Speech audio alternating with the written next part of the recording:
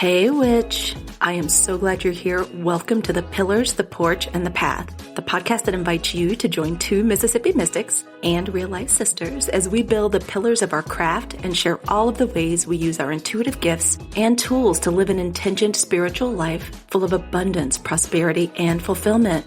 It does not matter your lineage or magical tradition. You are welcome and wanted here in this magical and charmed corner of Beyonce's internet. Remember, you decided to get your prosperity and abundance magic on and pop in this spring.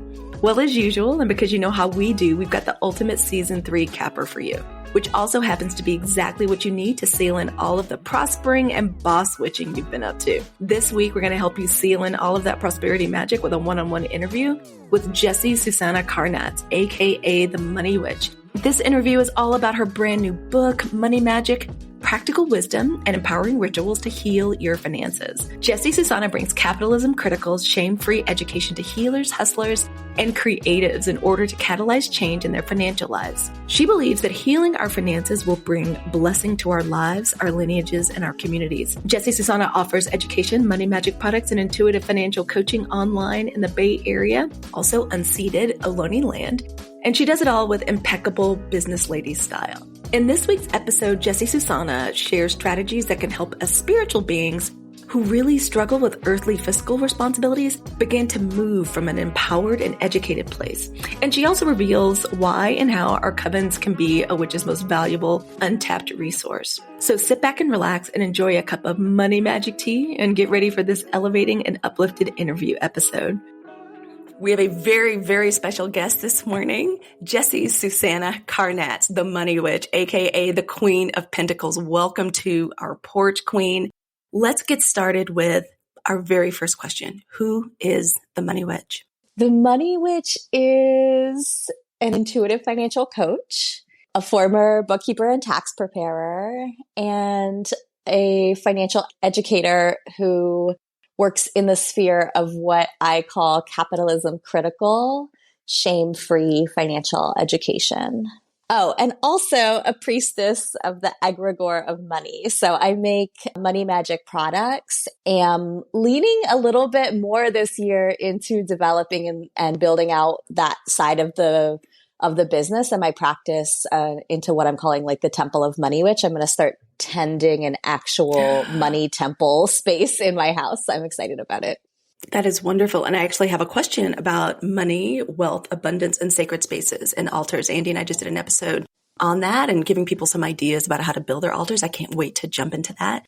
I'm just going to say, Jessie, I have been a stan of yours for quite some time. I'll never forget when I first came across you a couple of years ago on Instagram. I was instantly entranced for a really, really, really specific reason. Obviously, you're super intelligent and in so many ways and a queen of swords, right? Like just so smart, so intelligent. I loved your stories and your work with survivors and how you yourself were a survivor in many ways. And when I was doing my work in my Muggle career, doing domestic violence, sexual assault, reproductive health, and crisis counts, one of the types of abuse that I felt was so pernicious and so insidious that a lot of women identified people had a hard time even identifying was the biggest barrier or obstacle to liberation was financial abuse. And so I remember when I first came across you, I remember thinking, I would love to work with her. I would love to interview her. And now here we are, like barely a year and a half after I first saw you. And I first kind of said that little affirmation and put it out to the universe. We're actually talking and we're talking about your amazing new book, Money Magic. I knew from the moment I picked up that book that it was going to be powerful. The second I picked it up, I was like, oh, perfect. I was like a moth to a flame. But back to that like original question, original story about you being this wonderful voice in so many ways for survivors. What is your message to survivors? I think it would be, a modified version of kind of what my general message or the message of the book is, which is there are many things that are not in your control, but make sure that you are tending to the things that are in your control and identifying your spheres of power and control. And then, fully embodying the sovereignty that is available in those spaces. And that's that's hard. And it's a hard thing to even say to somebody who's experiencing such a profound lived day-to-day experience of disempowerment. But finances is one of the places where you can leverage some freedom potentially, So I don't know. One piece of practical advice, and I think it's a good illustration of what I mean in this. This advice was given to a friend of mine who was getting divorced and had a couple kids. Her partner, had a high paying job. She had no paying job, et cetera, same old, right? But her partner was like looking at the grocery receipts even, and, just being very controlling. She didn't have any money of her own. And her therapist said to her, like, every time, like, divorce was kind of imminent. So it was like, every time you go to the grocery store, get $20 cash back and start like stashing it somewhere really secret, So little things like that, like little tiny acts of sovereignty that can turn into a resource that you've built for yourself. And that can be very practical, like what we're talking about with the savings, or it can be just little tiny acts of kind of psychological sovereignty about money, like reading a blog about, whatever, like how to open a bank account, trying to understand if you have the right to open a bank account, in your state on your own, if you're married, those little tiny things, trying to learn about how money works, because those are things you're going to be able to leverage. You will change your situation at some point. And those are things that you're going to be able to leverage into like rebuilding with strength for yourself.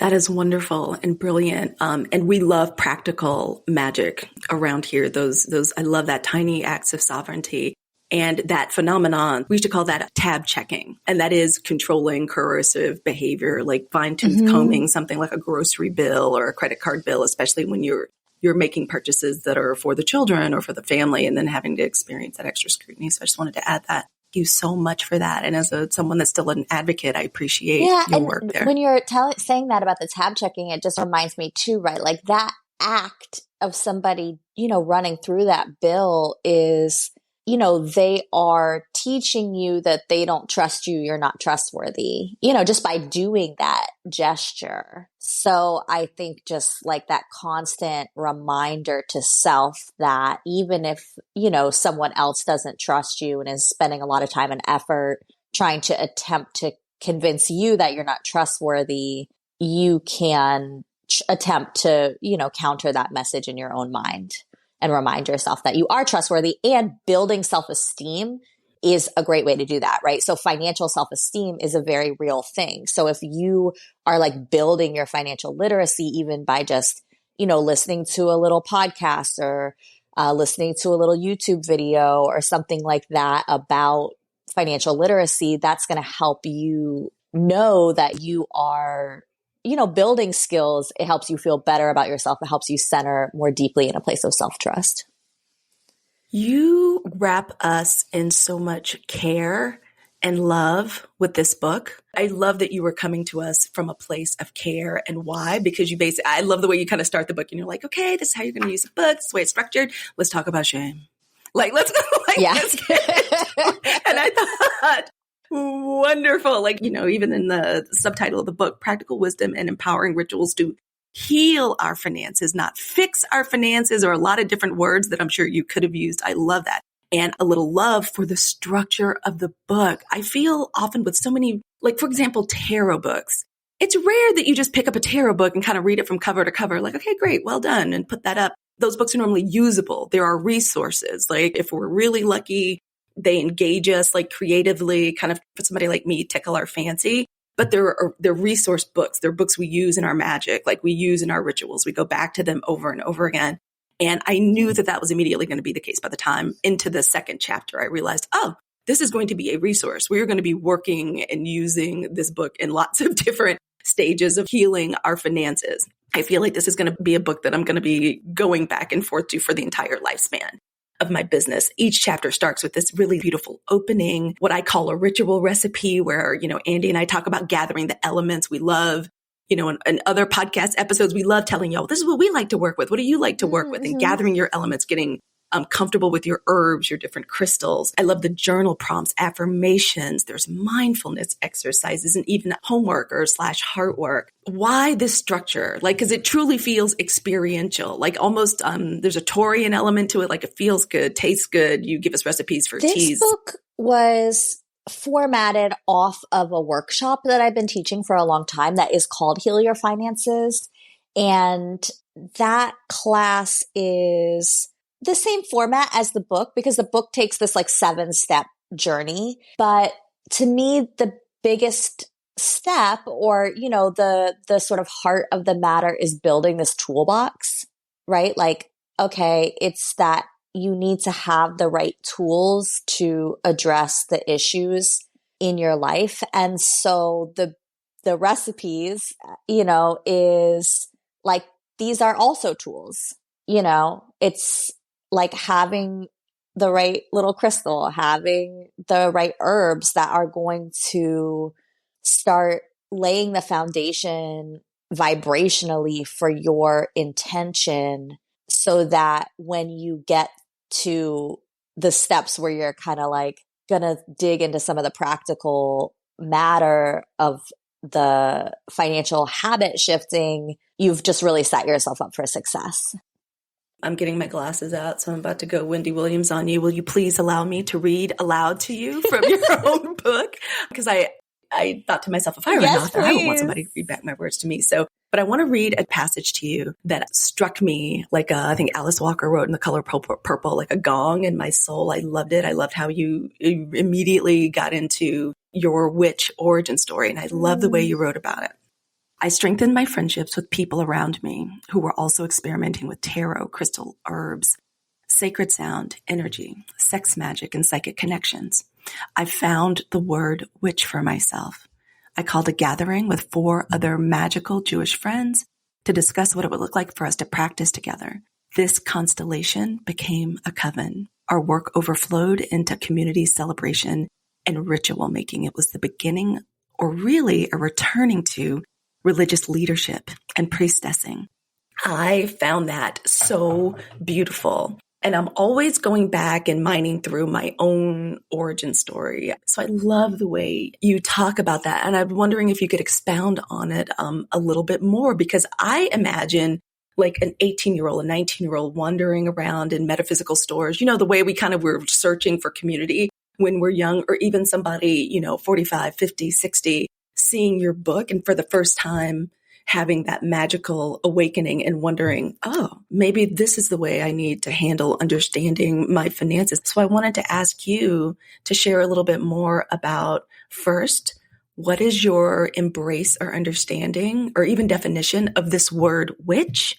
And later on, just a little question about coven and what that means to you. To me, witch means that you understand and exercise an energetic impact on the world around you that may be sort of disproportionately large to sort of some of the other people around you's energetic influence on the world. And that could just be because we're putting in the work, we're making the time, we're putting in the focus, but it's because, we have some sort of calling to influence the energetic sphere around us. And we do that, with our own powers and our own energy. And we also call in these, I call them allies, right? Like plants, crystals, archetypes, these also all have energetic force, and we call on them to align with us in directing our energy intentionally with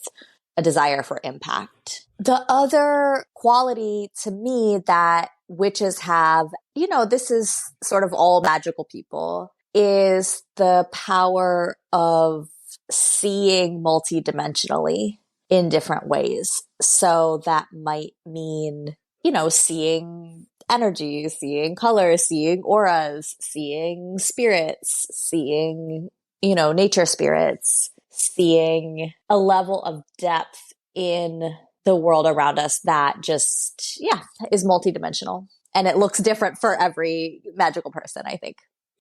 And speaking of which, there was another passage in the book. You were talking about how, of course, it's like magical creatures, witches, what Yeye Tesh would call like a natural woman or a hoodoo or a mystic. A lot of the work of doing that is getting in quiet spaces in our mind, you know, deossifying like our third eye, like getting quiet, going into liminal spaces, whether it's through Akashic record or meditation. And that can be a challenge for us when having to deal with our finances and heal from them, but actually have to still do these things like, you know, do our taxes.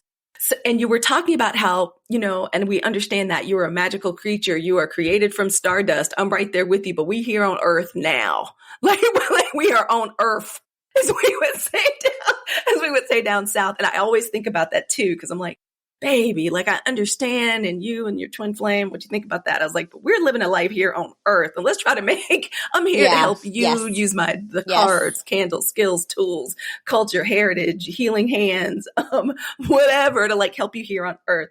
And I feel like maybe there's a story behind that, or that maybe you had a client that you were like, if I could just help you ground here on Earth to get through this. Is there a story behind that? Or clients, it's everyone that I know, you know, because it's like, it makes a lot of sense to want to kind of check out of this Earth assignment because there's a lot of fuck shit on Earth, you know? It's just yes, indeed. Really, yes. What the fuck, you know, being a human very often. And so I think if you have access to these kinds of knowings where you can tap into like a checking out, right? Checking out into another dimension, basically checking out into a past life energy, checking out into the angelic realm or the cosmic realm. Like it's tempting, you know, but it's a form of escapism, just like any other form of escapism. And I think that, you know, the fundamental spiritual belief in my work is what I call the Earth journey, which is like, you know, there were billions of years where you are not in this human form. There will be infinite number of years when you are not in this human form. Our human lives are so short. It's such a short little piece of time. And I look at people's astrological charts when I do work with them, right? So astrology factors heavily into my work. And like when I look at someone's astrological chart, what I look at it as is like, oh, this is sort of information about what your cosmic assignment is in this lifetime. And the tools that you have to work with that, right? Or the hindrances or whatever the challenges. But I'm like, this is the job. The job right now for this like 0 to 120 years is to be in this human life really deeply, figuring out the lessons. Money is a massive part of that. I don't think it's accidental for you to be born or incarnated, you know, into late stage global capitalism. Like you're here for a reason and get into it. Preach. Like, I'm just like, what? Yes. And again, you all are going to, because again, for somebody like me who sometimes takes helping words, especially when it comes to finances, like they feel like a little ouchie. It just doesn't feel that way. I love the gentle way you were like, I understand you are a beautiful cosmic ass, beautiful witch, like floating through the astral plane. Yes, but we're here right like we're here right now. I say get excited about reality, you know? Yes. Oh my gosh. Thank you so much for that. As I got more and more into the book, y'all are going to love the book so much. And again, we're talking about Money Magic by Jessie Susannah Karnatz. Oh my gosh. And if y'all want some really yummy, delicious details about Jessie's origin story, like please, Lord have mercy, like get the book and get into it. Cause even as I was getting started reading it, I was like, I did not know that. I was like, I thought I knew she was a badass. I always felt that instinctively, but I didn't know how much of a badass, but I have to assume that you, like all of us, even as you gain more knowledge and wisdom, that you're always still working on something. You're always evolving. Is there an aspect of your money evolution and your money healing and your healing around your finances that you're still struggling with? I'm struggling with all aspects of my money healing all the time.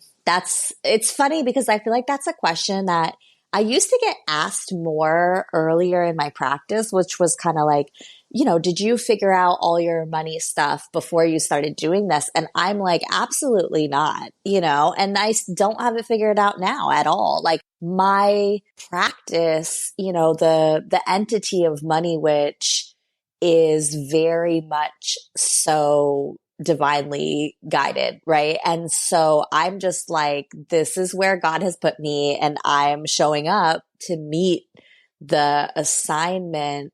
But it definitely didn't originate out of me being like, oh, I'm so awesome with money. Like, let me show other people how to do that. It just is like, it's just been it's a path, and I'm like a weirdly qualified vessel for this work, but not because I have it all figured out. Right. And I feel like in a lot of ways, that's what people like about me, is it's just sort of like, well, let's figure this all out together.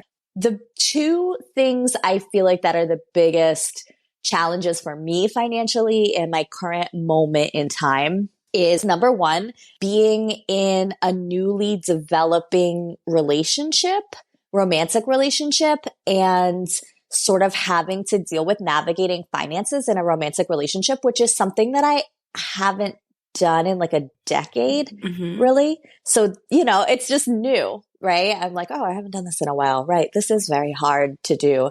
And then the second thing is in terms of my actual business, right? Like the small business of money, which I'm in about like my 8th year in business. And I started small. It's been like small, kind of, bootstrapped in, which is a term I don't generally like just because of how it's used. But from a business term, it basically means like no investment money, just kind of like taking whatever you earn and flipping it into like whatever the next is going to be.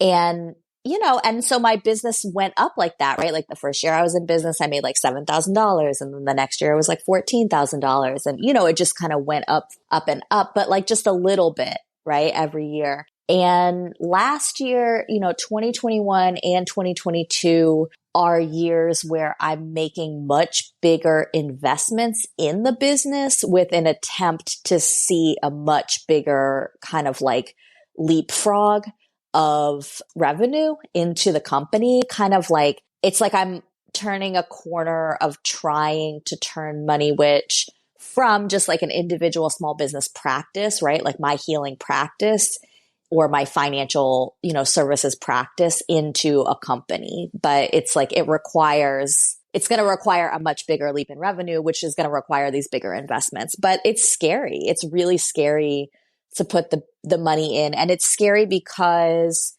for me, that means like what I'm earning personally is much smaller. And that activates these feelings of being like, oh, I'm backsliding, or, like maybe this is stupid, but yeah. So I feel like that's the place that I noticed financially for myself that the most difficult feelings are arising. So therefore, that's what's presenting itself for healing in my life right now. Love how you said that, presenting itself for healing. And again, like somebody that a mutual acquaintance and affection of ours, Sandy Siegel, said that. I asked her what it was like working with you. And the first thing she said was like how present and careful you were.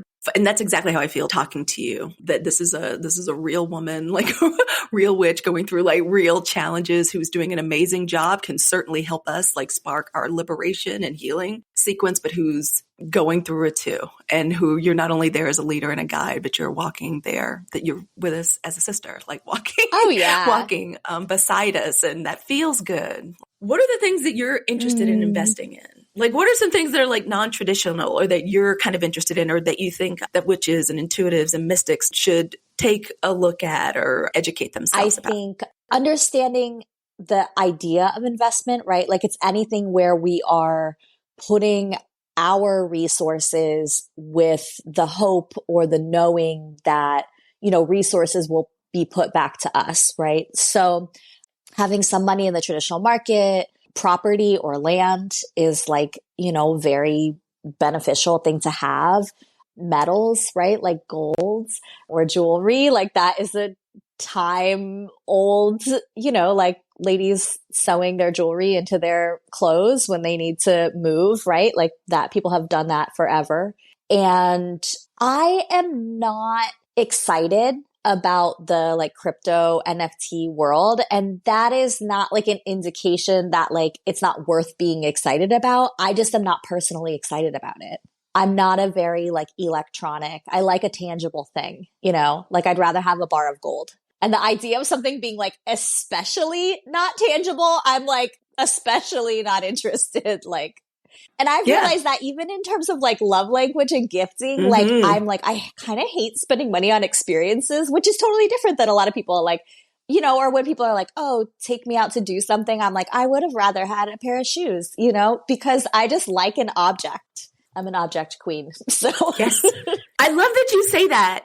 I love that. Can I just offer that I had so much guilt around the fact that I love things, that I love presents. Like even receiving your book in the mail and then when it got followed up with the beautiful products that I'm going to unbox on Instagram, it sends a thrill of delight through my soul like a child. Yeah. Like, and it feels good. And I used to feel very ashamed about that. But it was something that you mentioned earlier, like really getting into my own astrology, like understanding my second house placements, my 8th house placement. I have Venus and Gemini in the second house. And it was like, okay, like, yeah. So it's like that. You're right. Like my love language, I want the thing. I want the ring. Yeah. I need to see it. Yeah. And it's okay. I like cash. Yeah. And I'm not bad for wanting the thing. No, I like cash, not even like money in the, I mean, I like money in the bank too, but I like actual cash, you know? I mean, that's another thing is I think like having a certain amount of money in cash is a smart thing to have.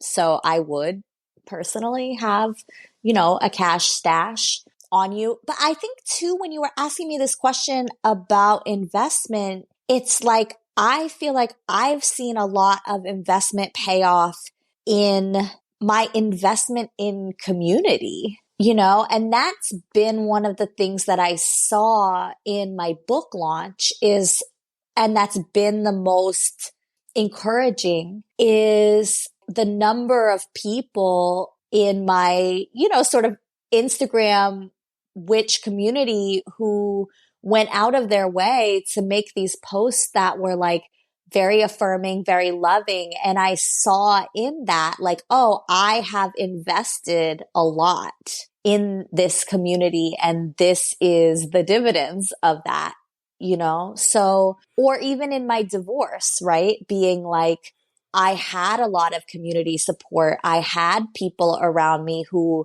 wanted to watch my kid and pay my phone bill and, you know, whatever. And not because we were having sex, you know, but because they loved me and they were like, oh, we have watched you, you know, show up for your community over and over. And we want to show up for you in this moment. So I think like those resources, those dividends can carry you as well. I read earlier when you were discussing your witch awakening and you referred to the circle of women and women identified people or just people that you gathered around you and how that constellation became coven. Can you talk to us about how having a coven, whether it's, I call a lot of the women that I podcast with, they're women in different communities, my biz coven. They're such a resource for me. We talk often about like, you know, how can you pour from an empty cup and filling your own cup? My goodness, my coven like fills my cup, especially as we're going through the vagaries and the ups and downs of business and intuitive business. Can you talk to us a little bit about that? Why it's important to have circle and community and how that affects abundance and wealth of helping us heal financial and money wounds? I remember when I was operating in more of a, I don't know, kind of like radical left-wing activist sphere, there's this article or a study that where someone from that sphere kind of like infiltrated as a journalist or whatever into, I don't know, some kind of more evangelical Christian, like insular community. And she came out of it saying, you know, I almost actually stayed and joined that community because what I experienced was like, these people were not going to let me like not have food, not have a ride, not have childcare, you know, and that kind of like actual showing up for people, that is the material realm. That is the financial realm, you know, that kind of like resource-based sharing of responsibility and care is a massive part of community to me, right? Like we're showing up to celebrate each other. We're showing up with, food. We're showing up with our, washing dishes or watching kids or like whatever it is. So I feel like, coven to me is often sort of, it's family, right? And that material investment, like within community, is family to me. I think also, like in terms of these business coven, having a council of people whose opinion you really value and who have wisdom to share on, topics that are relevant to your life is absolutely essential.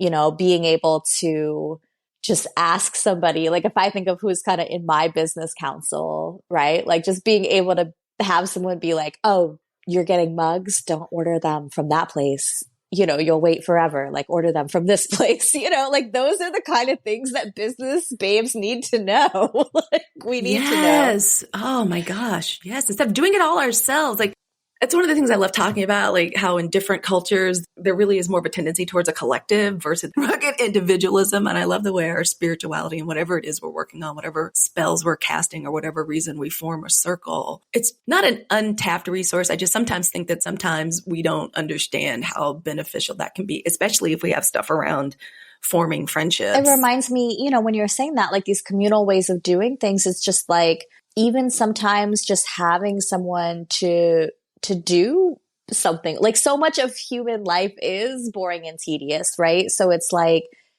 just having your friend or your sister there while you wash the dishes together or whatever, right? Like that is a wealth. There's something about how gently and carefully you care for us with this book, and you present it in a way that incorporates our magic that makes me feel like people need it. And I just want to help. I want to help witches get this book.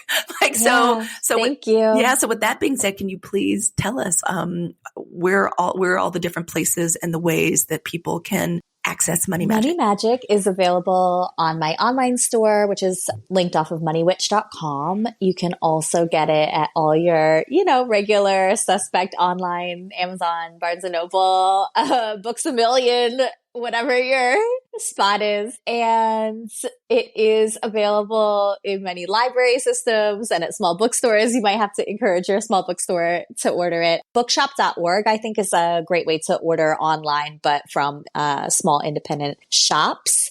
And if you're up in Marin, you can go to Botanical Life and get a copy. The most beautiful herbal apothecary in Marin County. I'm absolutely certain of that. And we know you've got some dates coming up. I believe May, you mentioned that you're going to be out and around on the East Coast. Yeah, May, I am going to be, I believe the weekend is like, it's maybe the 20th around that date, but I'm going to be in Salem, Massachusetts at House Witch, which is a gorgeous witch store on the East Coast that I have a long-standing relationship with. So we're really excited to meet each other in person. We never have, but I'm going to do a workshop there. And then Erica Feldman, who's the head witch in charge at House Witch, and I are going to do like a Q&A book event. Scheduling an event in Western Massachusetts, probably like a day or two after that. I think it is the 20th or 21st. In Northampton or Amherst. I want to do a Money Magic like spa day where we like make the Money Magic tea and do like a scrub and I like read people from the book. So I want to schedule that. I'm going to be a few days after that in New Jersey. And I am very open to a New York proper event. So if anyone has a spot in Brooklyn or the Bronx, Manhattan that they want to like make the connect for that third week of May, I'm very open.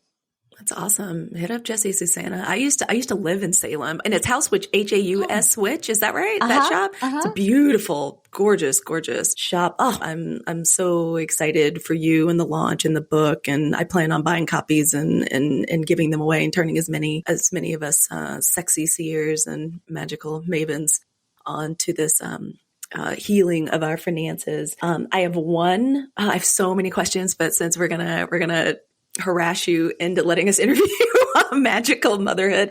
I'm going to save some of them, but I do have one question. Andy and I talk often about not doing things better. If it turns out they're better, great, but doing things differently with our own children, especially in blessing them with financial literacy early and being very honest with them about finances and being helpful, like helping them plant as many seeds, like the Page of Pentacles in the tarot. Like, how do we help this young magical person plant the acorn and over years nurture it in order to get the mighty oak? Lots of other witches and hoodoos want to bless our children with financial literacy. We want to foster honesty and good communication skills about money and about finances. How do we do that? And how do we foster that honesty and teach them good communication without burdening them with grown folks' problems? Something I hear from coaching clients across the class spectrum, like in a really wide range of class spectrum,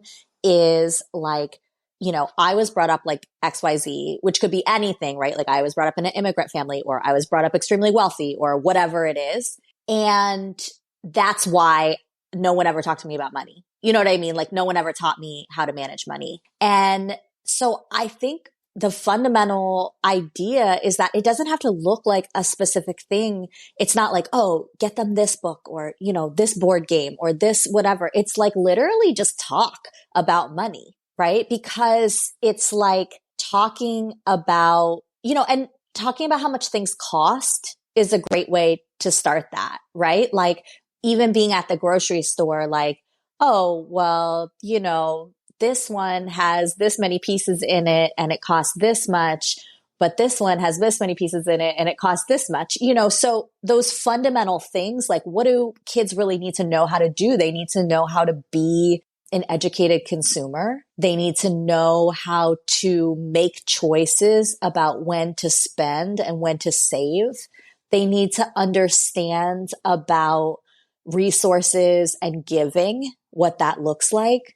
So I think it's just like the same way that we're used to, when you have little ones and it's like, oh, you have to just talk to them about everything so that they pick it up, right? Like, oh, now we're opening the door. This is purple. Like the cow is eating the blueberry, whatever it is, right? And it's like the same, but with money. So talking about, like, oh, well, this costs this much, but then there's also sales tax. So it's actually going to cost, $55, not $50. Or like, okay, like when my kid wants something at the store when they were younger, like, I want this. And then I would kind of say like, okay, well, this is how much it costs. Let's think about it. Let's think about like what else would cost that amount of money. Like, do we think this thing is worth it? It's not just about like, do I want it, but is it worth it? I think like letting your kids see you give money, right? Like having a relationship to like giving money on the street or depending on where you live. Like I'm in the Bay Area, so there's a lot of unhoused people here. So it's like, we're like, okay, we're giving money. We're thinking about like, what do people need? We're thinking about how can we use the money that we have in moments where money's like coming into our lives, right? Like my kid is going to have his bar mitzvah this year. And, we were saying, okay, well, he's saving a certain amount of money that he's going to give at that moment. And then in the invitation, he can like invite his friends and family to like match his donation to an organization that he cares about. Buying like one share of stock for your kid and talking to them about it and like letting them track it, right? Like going up and down, just being in conversation. And even when it's like, we can't afford it, right? Like, it's like my kid, has asked like, oh, well, why don't we XYZ? And I'm just like, well, because, we can't afford it. Like, that's just how it is, right? So I think it's like, you can have conversations about financial limitation, maybe without bringing in the sort of fear factor. And that's the kind of like staying out of like, adult concerns or not like adultifying is like, it's okay for them to understand like this is a yes and this is a no. And that's because of financial reasons without it having to be scary. I'm so excited for young people in this spiritual awakening. I feel like we're kind of going through, and especially the witch being awakened in so many of us and being desirous of sharing that with our children and passing it down and sharing these ways, and having our spirituality touch and affect every aspect of our parenting. And that's a big one. I could talk to you all day, and I have 100 questions for you. Mm-hmm. Hopefully I can, with Magical Motherhood, we'll squeeze in a few more. You've also inspired me. Beginning of the book, she talks about different ways to use the book. And she talks about something that is very hoodoo, absolutely. Bibliomancy.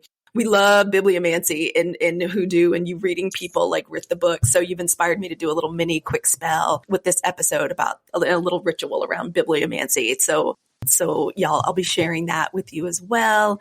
Everything that we've spoken about today, ways to access money magic, to get this book, to buy this book and get it in your life, or maybe share it. I'm going to have all of that in the show notes. I'm so grateful. I feel so much gratitude for you making time and space. Thank you for sending me the book. I will be paying it forward by buying as many copies as I can. I think my little scary Scorpio, who's 13, who's Virgo ascendant, who has so much work ethic, I already plan on sharing this book with her and talking about it. And I'm just so grateful to you. And as a final request, I'm going to ask if you would maybe share with us your favorite affirmation from the book or any last thing that you'd like to leave us with. The affirmation that I'm like rocking with the most right now is I am a well-resourced person who helps resource others. I love that.